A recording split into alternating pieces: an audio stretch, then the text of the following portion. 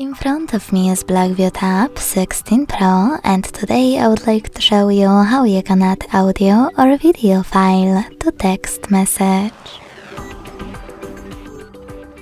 Begin by launching Messages app and selecting or creating a chat. Then tap on this icon of a photo with a paper clip at the bottom right corner. And firstly, to add an audio file, select audio at the top.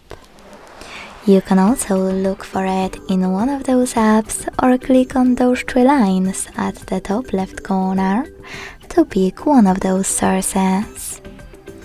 Either way, after locating your file, hold it and click on Select at the top right corner to attach it.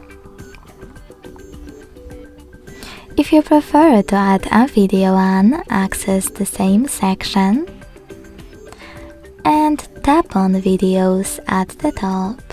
You can also look for your video the same way as you would an audio file. Then hold it and attach it by tapping on Select as well. Thanks so much for watching. If you enjoyed this video, leave a like, comment and subscribe. Bye!